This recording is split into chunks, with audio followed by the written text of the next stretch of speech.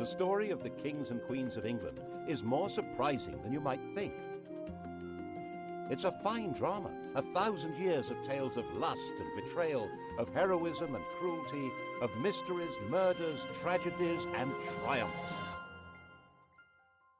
And all these figure in the story I'm telling now, the story of the Tudors.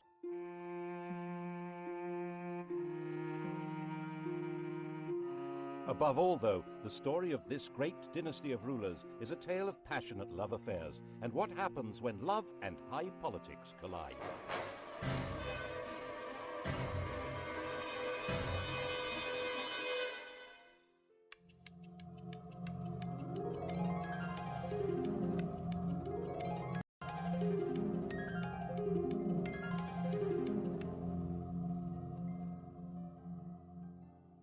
The story begins with Owen Tudor, a hugely ambitious and very handsome young man. His father was an outlaw hiding out in the Welsh hills, but Owen managed to get employed as a servant in the household of the infant Henry VI. Now, this household was run by Henry's mother, Queen Catherine de Valois, a very sexy widow, who fell for Owen completely. There's no record that they ever got married, but they did have 5 children. When Catherine died in 1437, Henry VI was still only 13, and the barons who ran the kingdom in his name put Owen in prison. But when Henry came of age, he brought his stepfather, Owen Tudor, back to court and gave earldoms to his stepbrothers Edmund and Jasper Tudor. Owen ensured Edmund's marriage to a girl from Henry's family. Edmund died very soon after the marriage, but his 13-year-old bride, Margaret Beaufort, was already pregnant. Their son was born at Pembroke Castle. He was named after the king, Henry Tudor. And Owen had a grandson with a blood connection to the House of Lancaster, the family of the king. They weren't actually the legitimate line. Henry of Lancaster, Henry Bolingbroke, had deposed his cousin Richard II in 1399 to become Henry IV. The thrones of his son and grandson, Henry V and VI, rested on that shaky foundation, which crumbled in the Wars of the Roses when the true heirs to the throne, the House of York, began to battle for their inheritance. Owen Tudor stood squarely with the Henrys, the Lancastrians. That, after all, was where he had invested all for them. Beheaded by Yorkists in Hereford Marketplace, he was the last Tudor to lose his head. But as we all know, the Tudors would take up this approach to problem solving themselves, you might say, with a vengeance.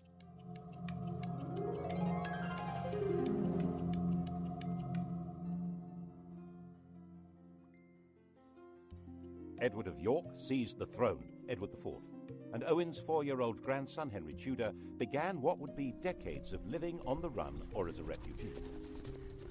3 years later, King Edward did something that would eventually give Henry Tudor everything Owen had wished for. He fell in love, and that began a chain of events which altered all England's history. When Edward was about 20, he was waylaid by an attractive widow of about 25 who was trying to recover her late husband's property. Edward, 6'3" tall and really very good-looking, wanted to help, and he became besotted. It seems she persuaded him to secretly enter into a contract to marry her.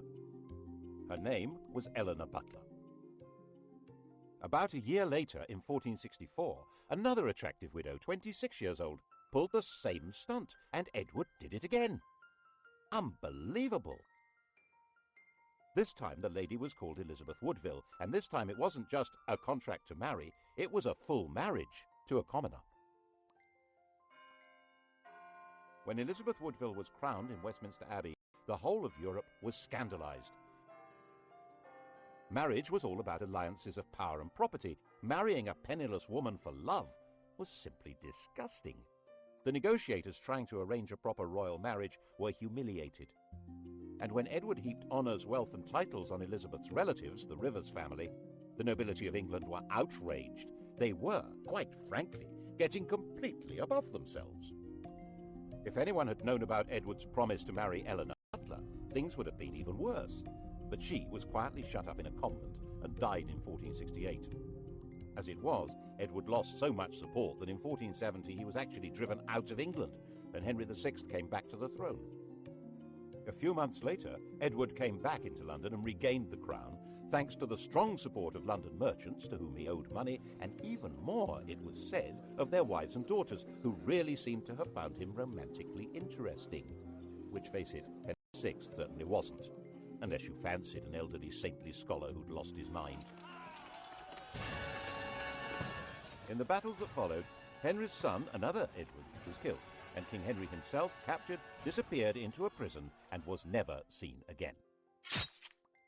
The whole male line of the House of, except for one fragile thread, Margaret Beaufort and her 15-year-old son Henry Tudor. Not that they had any claim to the crown. Of course, the Lancaster dynasty had begun by simply usurping the throne, but on top of that, Margaret's grandfather was illegitimate. A law had been passed to make him legitimate, but it also barred him and his descendants from the succession. And that would probably have been that, if it hadn't have been for Edward's little secret, which didn't emerge until Edward himself was dead. He was only 41 when he fell ill and died. His son, the Prince of Wales, also called Edward, was just 12 years old. Everyone refers to this young man as Edward V, but he was never crowned.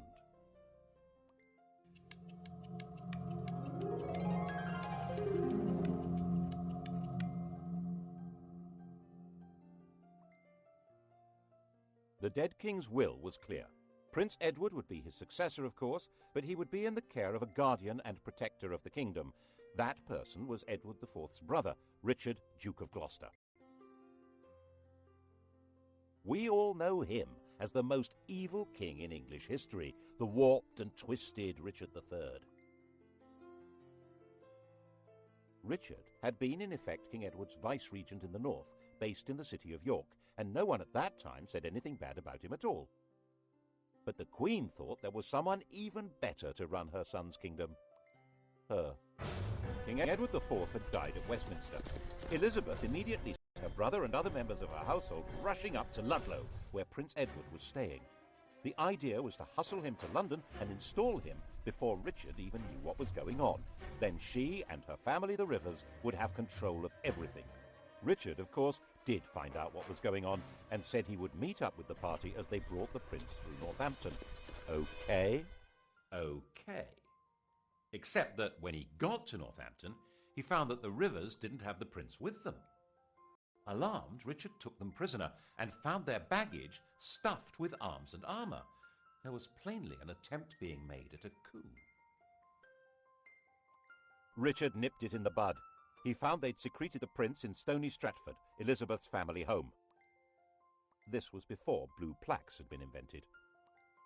Richard escorted the prince to London and installed him in the Tower of London while he set about organising the coronation. And then came the bombshell. The dead king's contract to marry Eleanor Butler had been made in front of a priest, who now decided it was time to speak. Oops! If Edward really had been betrothed to Eleanor, his marriage to Elizabeth Woodville was bigamy, and was this true? This man, Robert Stillington, was no ordinary priest. Edward had promoted him and trusted him, making him a bishop and keeper of the Privy Seal and then Chancellor of England. But then Stillington became awfully friendly with King Edward's ambitious brother, the Duke of Clarence, and Clarence could not be trusted an inch. If Edward's children were illegitimate, Clarence would be next in line to the throne. Edward quickly had his brother sentenced to death and executed in private with no chance to make a public statement. Instead, the world was told Clarence had drowned in a butt of Malmsey, a barrel of sweet wine. Such a sad accident. Stillington spent a year locked in the Tower. After his release, perhaps nervous of the power of strong drink, he kept his mouth shut until Edward was dead. But now he spoke, and Parliament believed him. With Edward's children illegitimate and Clarence's disinherited when he was executed, Richard was left as the proper successor. He reluctantly accepted. Well, he accepted.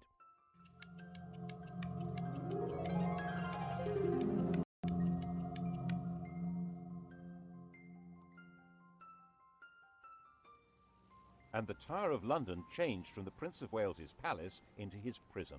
He shared it with his brother. Neither was ever seen again. Did Richard have them killed? No one knows, but later the evidence was going to be shaped as far as possible to make him guilty. He's been said to have personally killed Henry VI and Henry's son, whose widow he married, and done the dirty deed with Clarence and the Mumsy, quite apart from the murder of the princes in the Tower.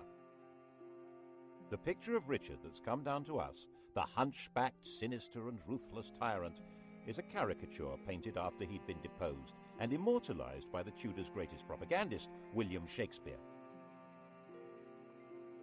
One of the buildings inside the Tower of London was even given the name the Bloody Tower to associate it with Richard's foul murder of the princes, though they almost certainly were in a different building anyway. He'd certainly been a popular figure in the north of England, where his brother had charged him with healing the divisions of the Wars of the Roses, but it only took 4 months for a rebellion to emerge against him. The rival candidate was, of course, the boy across the water, now not such a boy, Henry Tudor. The House of York was now as extinct as the House of Lancaster. Henry Tudor was all there was for disappointed Yorkists as well as Lancastrians. And there were plenty of disappointed Yorkists. Richard gave positions, power and wealth to men he trusted, whom he'd got to know in the north of England, leaving a lot of southerners out in the cold who thought they could do much better under a more sympathetic French soldiers. Owen Tudor's grandson landed at Milford Haven in Wales on the 1st of August 1485. 3 weeks later, when he came to do battle at Bosworth, his force had grown by just 3,000 men.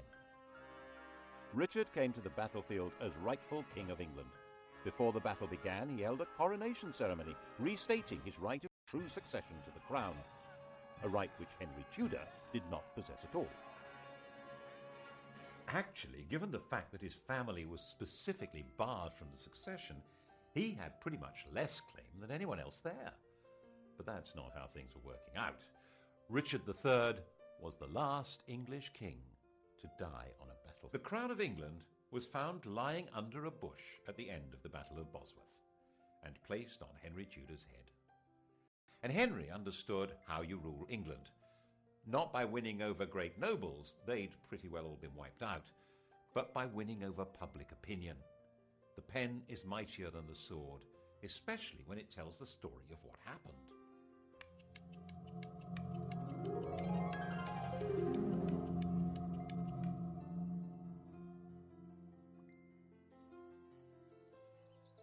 Firstly, he must not be accused of killing a king, so Richard III was not king on the day of the Battle of Bosworth. Henry Tudor dated his reign from the day before the battle. It was Richard who'd been fighting against a king, not Henry. Henry was king. It was Richard who was the traitor. Got that? Secondly, he must deal with the question of his legitimacy as a ruler, so he married Edward IV's daughter. She was the legitimate line of descent from William the Conqueror, a true Plantagenet. Their son, when they had one, would be the legitimate heir by every possible standard. Well, so long as Edward IV's daughter was legitimate, so that had to be dealt with. All documents relating to the business of Edward's marriage to Elizabeth Woodville being invalid were destroyed. All documents relating to the illegitimacy of their children were destroyed, including the Act of Parliament that had spelt out why Richard should be king. These orders were carried out so efficiently that only one copy of the Act has ever been found. That's how we know about it. Other evidence may have existed, destroyed even more efficiently. And if the children were not illegitimate, then of course Prince Edward had been the true King of England, and Richard was a regicide. What a villain! Assuming, of course, that Richard had been responsible for the boy's death. Well, he couldn't be alive, because if he were, he, and not Henry Tudor, would be the rightful king.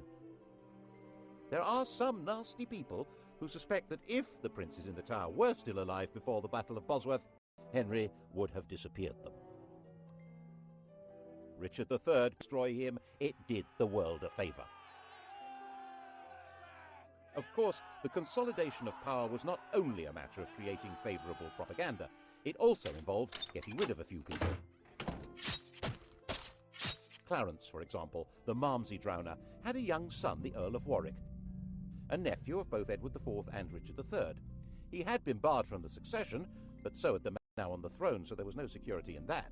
He went straight into prison in the Tower of London.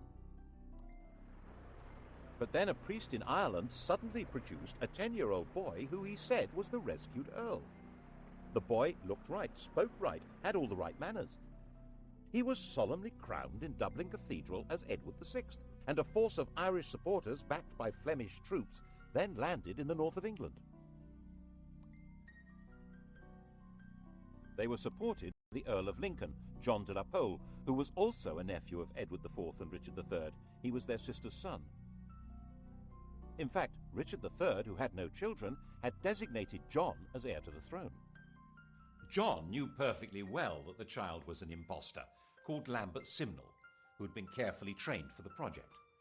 The rebels had obviously assumed that Henry had killed the Earl of Warwick, so wouldn't be able to prove that Simnel was an impostor. They were wrong. The prisoner, still alive, was put on public display, and the rebels were crushed. But never missing a trick, Henry forgave the child and gave him a job in the royal kitchen. He grew up to be a royal falconer. Another impostor appeared in 1492, this time claiming to be the younger of the princes in the Tower, Richard, Duke of York. His real name was Perkin Warbeck, and he stayed on the continent collecting support from anyone who fell out with Henry. Henry had persuaded Parliament to set up a special court to try members of the nobility who were a threat to the crown. A number of Warbeck's supporters suddenly found themselves arrested, tried for treason, and facing execution. This court was to become the notorious Court of the Star Chamber. Perkin was a constant irritant, first trying to invade from Ireland, then teaming up with the King of Scotland, and finally in 1497 he raised a rebellion in Cornwall, which Henry crushed, and promising leniency persuaded Perkin to surrender. Perkin was imprisoned in the Tower, which of course already housed Clarence's son, the Earl of Warwick. And of course it wasn't long before evidence appeared that the pair of them were plotting a joint escape, and that was the end of both of them. There was one other person with a claim to the throne, Henry Tudor's mother, Margaret. In fact, whatever claim he had, she must have a better one, but no woman had ever ruled England in her own right. And Henry needed a son. This child of the blood royal was to be linked not just to the Plantagenets, but to patriotic English legends. But Arthur died in 1502, leaving his younger brother Henry as the Tudor heir. And in 1509, when the 52-year-old king died, Henry VIII succeeded to the throne.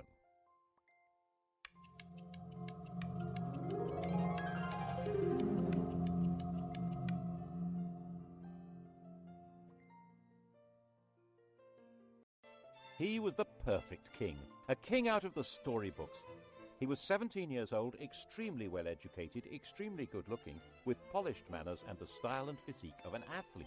He also had an unchallengeable claim to the crown, and to secure the succession, Henry VIII married the woman to whom he'd been betrothed for 7 years, Catherine of Aragon, his dead brother's widow. The Spanish worried that this was against church rules, and so the Pope granted a dispensation. In fact, this was all rubbish. While the Bible specifically forbids a man from sleeping with his brother's wife, it actually insists that he must marry his brother's widow. Anyhow, 2 years later, Catherine gave birth to a son, but the infant soon died. So did the next. In fact, the marriage only produced one child that lived, a girl called Mary. Henry was effectively all-powerful. There were no great barons anymore in England, and his father had left a well-stocked treasury. Parliament consisted to a large extent of men who depended one way or another on royal favour, and the countryside was controlled by justices of the peace who served the government. You can see the change in the very nature of power from the home of Henry's Chancellor. 50 years earlier, Edward IV's Chancellor had been a Neville, the son of the Earl of Salisbury. In those days, an Englishman's home had been his castle. Middleton Castle, actually. It was his father's home, and that great lord had also been Chancellor. Independently powerful men, based in a mighty fortified palace. But under the Tudors, the great power of the Nevilles had been broken. Middleton Castle was in the hands of the king. When Henry VIII's Chancellor Wolsey built himself a home, it certainly wasn't a castle. It was this magnificent palace, Hampton Court. Glass windows instead of arrow slits and chimneys instead of crenellations. No one needed a fortified house under the protection of a great king, and it was all at Henry's pleasure. If Wolsey didn't deliver what the king wanted, he was entirely dispensable. And that, of course, is what happened.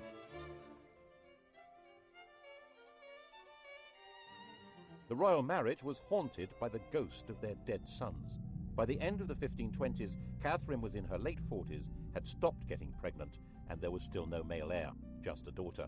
And England had never been ruled by a... Then he would be free to take a younger bride and make a baby boy.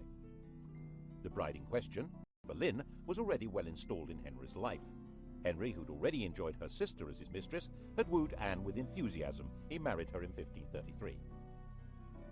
Her coronation didn't seem to impress Londoners. Their entwined initials on the banners produced shouts of, "Ha ha!" She was visibly pregnant and gave birth to a child. Drat! Another girl.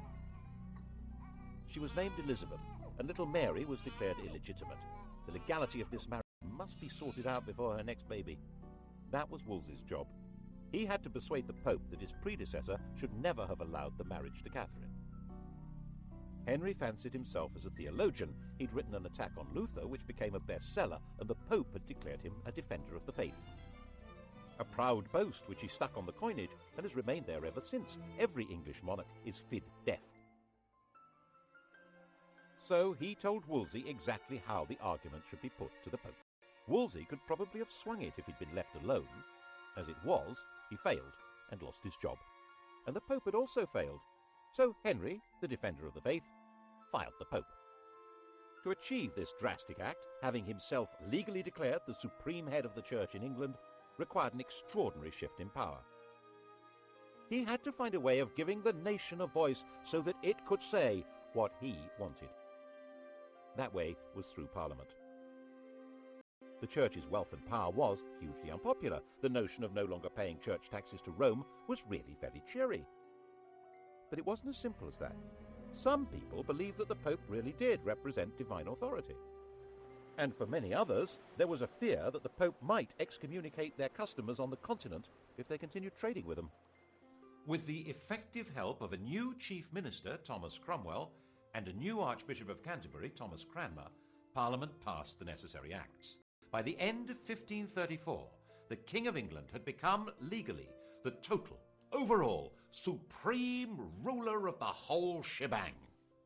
Once Henry VIII had become head of the Church in England, he was a new kind of king. One immediate consequence of the new order was that he had control of the fabulous wealth of the English Church. It wasn't just the Pope who got the sack. He closed down all the monasteries and nunneries. There weren't all that many people in them, less than 10,000 over the whole country, but there may have been 10 times that number dependent on them. And in areas such as Lincolnshire and Northumberland, there was armed rebellion. One of the rebel leaders was John Neville from that great old family of barons, but the Nevilles were no threat to the modern crown. The rebellions were crushed.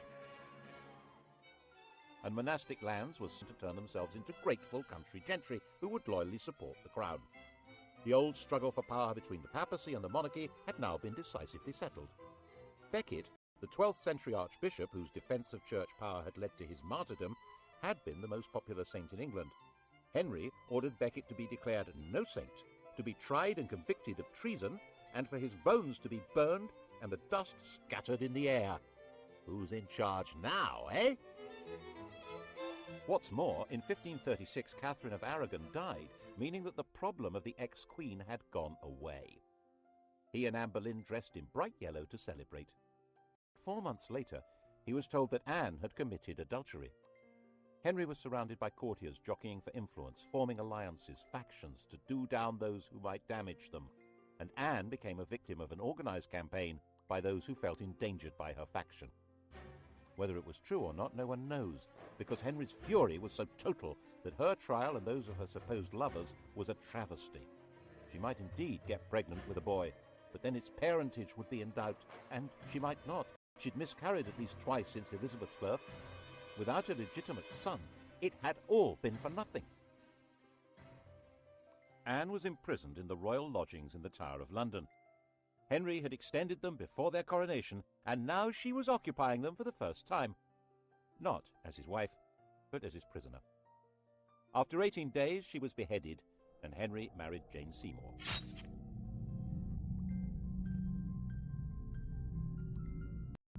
England after the death of Anne Boleyn was a kingdom like no other.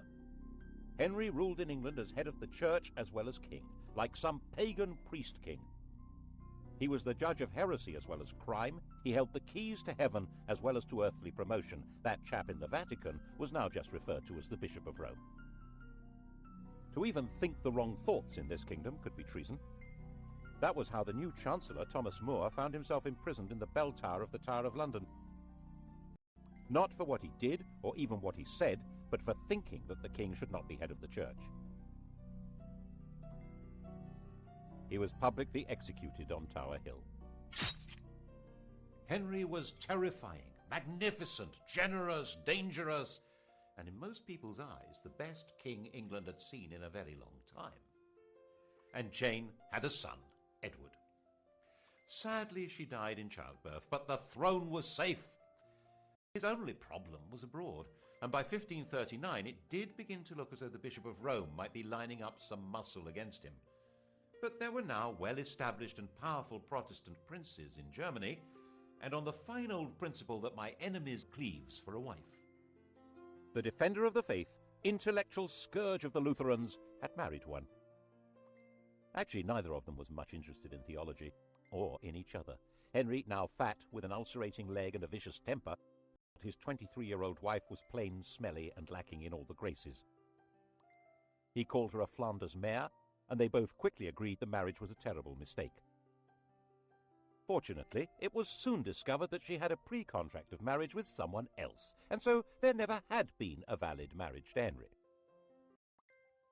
The only casualty was Thomas Cromwell, who'd set the whole thing up, and who now went to the block. Well, him and one of Anne's ladies-in-waiting, Catherine Howard. Her destruction began when More's ended. She was a kind of well-connected Monica Lewinsky figure, a teenager with sex on her mind who wanted to seduce the most powerful man around. And he fell for her and married her. And when she carried on being sexy and had sex with other men, he flew into another tempestuous rage and had her beheaded. Her lovers' heads were mounted on London Bridge.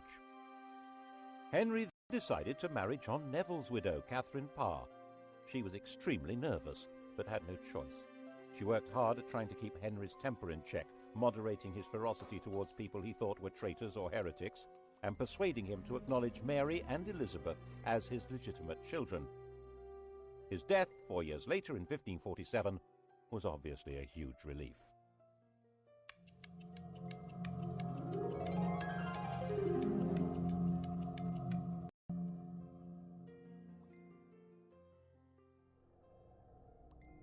Henry had succeeded in leaving a son, but only just. Jane's son, Edward VI, 9 years old, was a sickly child. He was educated as a Renaissance prince, a humanist, and as a Protestant, far more so than his father. He was only a child, and government was in the hands of a council, but in a world of royal tyranny, So John had been talking things over with His Royal Little Highness, and they cooked up this bizarre proposal to hand the throne to John Dudley's daughter-in-law, the 15-year-old Jane Grey. She was Edward's first cousin once removed, not exactly next in line for the throne, but Protestant. The hereditary principle was a bit medieval, don't you think? Give that girl a crown. Jane knew absolutely nothing about what was being planned for her, and when she found out that she was to be queen, she fainted in shock. England had been swindled, and knew it.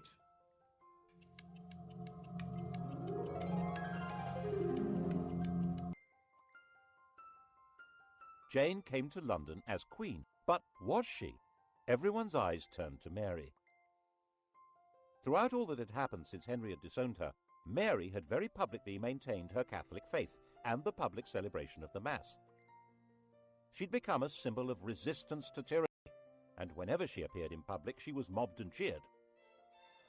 And now Mary announced that she was the proper heir to the throne, and she was going from her home in Framlington in Surrey to be crowned in London. The journey was a procession through villages and towns filled with cheering crowds. She entered London to the greatest street party the city had ever seen. The dancing, drinking and bell-ringing went on all night. After just 9 days as the first woman to rule England, Jane was placed under arrest by her own father, who was supposed to be her chief defender. She was imprisoned, and Mary felt obliged in the end to have Jane executed. It didn't help that her father joined a rebellion against Mary. But by then, 6 months after her triumph, many people were ready to rebel against Mary. The defiant woman who'd stood against tyranny was now on the tyrant's throne. The English didn't actually like the papacy, but Mary did. The English didn't like Spain, but Mary did. She married its king, Philip II. And the English didn't like being forced to subscribe to religious beliefs on pain of death. Mary had 277 people burned alive because of their religious opinions. Bloody Mary. Unable to have children, a bitter invalid, England's second queen died in 1558, 42 years old, the most detested ruler in all England's history. There were celebrations almost as fervent as had greeted her arrival 5 years before.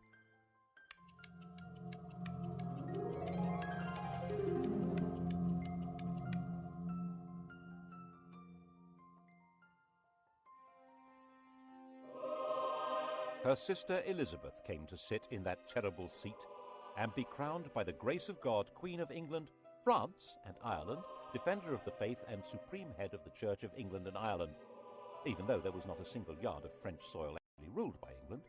Calais, England's last little piece of France, had been lost just before Mary's death. England had become an island, and its queen would have to be an island too. She couldn't marry because that would create a king who would be either a foreigner like Philip or an opportunist courtier who'd come trailing faction and enemies in his wake. She would be both queen and king, the virgin queen ruling from a tyrant's throne over a people whose support was essential. Monarchy in England was a paradox, and Elizabeth's solution to the paradox was wholly bizarre. Male successors. That had not materialized, and now Elizabeth would choose to have no child at all. How would the crown survive? Elizabeth succeeded to the throne when she was 25 years old. By that age, women were generally married with children, but Elizabeth had never had any intention of doing that. Her father had killed her mother. His behavior towards his other wives had been equally dreadful. At 14, Elizabeth had announced that she would never marry. In fact, her survival through Mary's reign had depended on her being free of any association with anyone else. The slightest hint of her involvement with other people could have made her seem to be connected with plots against Mary and would have led to her execution. She stayed mute, giving no sign of a religious, political, or emotional attachment that might destroy her. By the time she came to the throne, the persecutions of her predecessors had left it a stark and lonely place. 9 bishoprics were vacant. There was only 1 duke left alive, and the treasury was empty. She had no close relatives left alive. The heir to the throne was her aunt's granddaughter, Mary, Queen of Scots, a Roman Catholic. No one knew whether Elizabeth was a Roman Catholic or a Protestant. The first test came over the oath of allegiance. Elizabeth insisted that, like her father, people must acknowledge her as head of the church.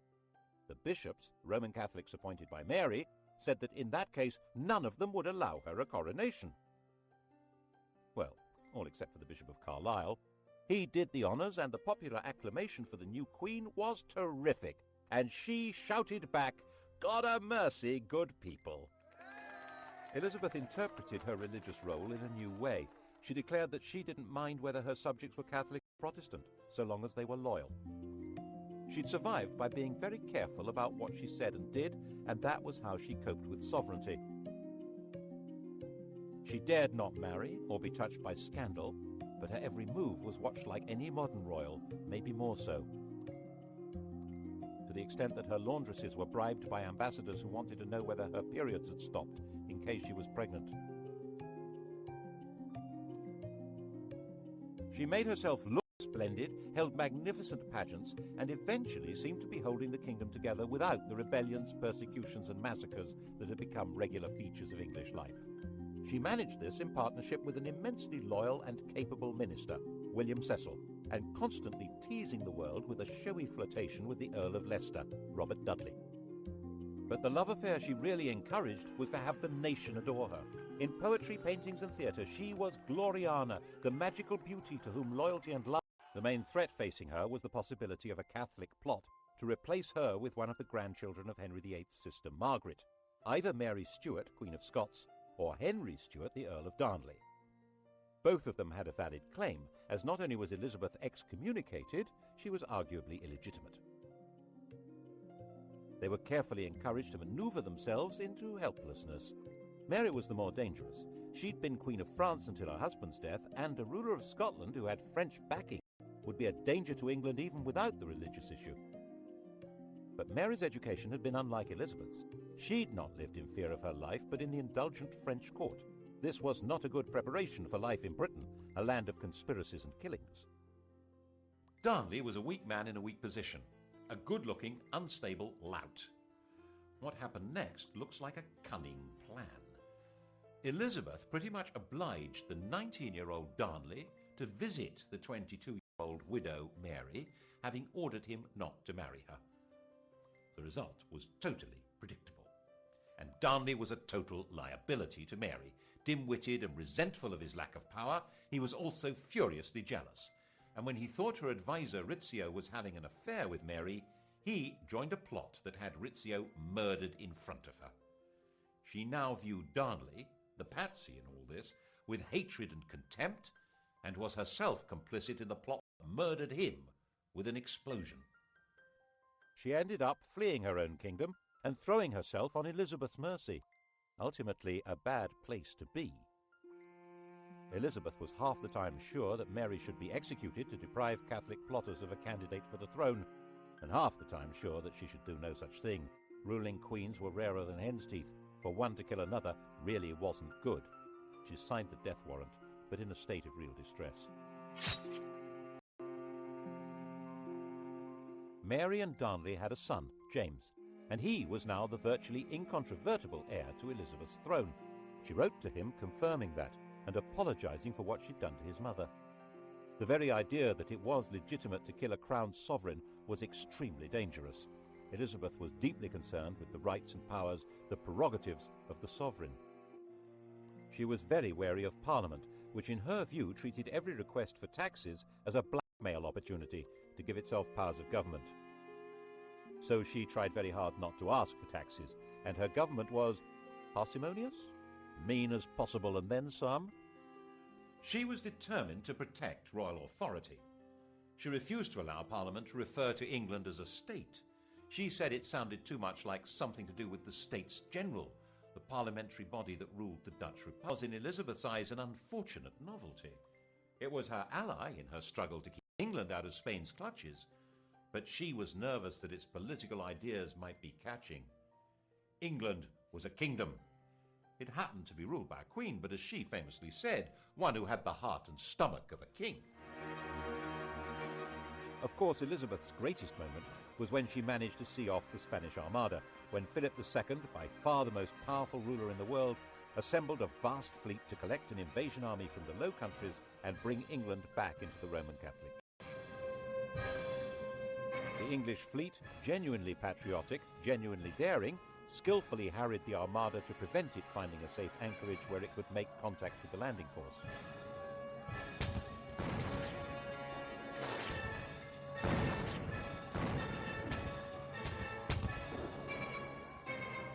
When the Spanish decided to sail home, they were hit by strong winds and heavy seas that were too much for many of these Mediterranean cargo vessels.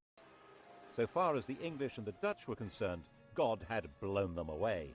Philip himself saw it as a baffling defeat that meant God was not on his side. But Elizabeth was still not prepared to ask Parliament for the money to pay her victorious sailors' wages. They were not due to be paid until they came ashore, so their queen left them rotting at anchor. And when messengers came to court to plead for the starving men who'd saved England, they arrived in the middle of extravagant celebrations of the victory and were turned away. Elizabeth died, the grandest of all England's rulers, in 1603.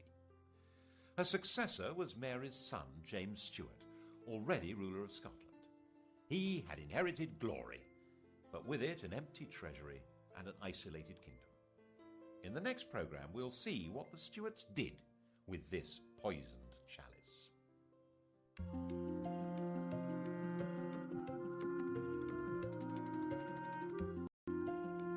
On to the Stuarts tonight at 10, and to test your knowledge of Henry VIII and his 6 wives, Sky Digital viewers press red.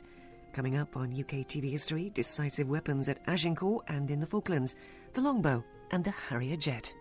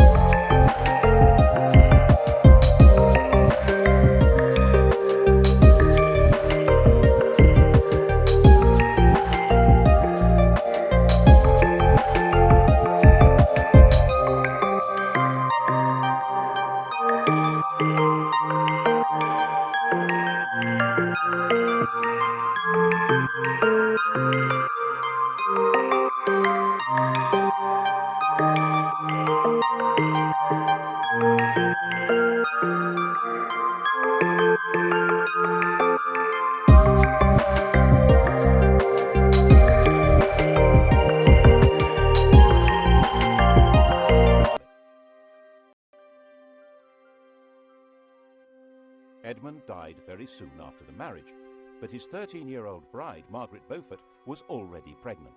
Their son was born at Pembroke Castle. He was named after the king, Henry Tudor.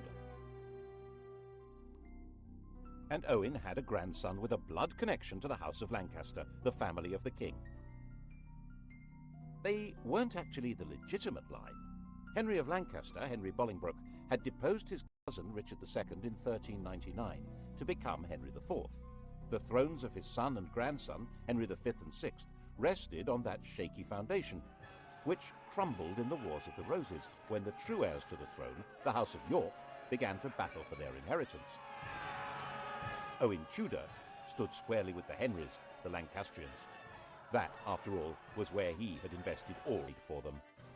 Beheaded by Yorkists in Hereford Marketplace. He was the last Tudor to lose his head. But as we all know, the Tudors would take up this approach to problem solving themselves, you might say, with a vengeance.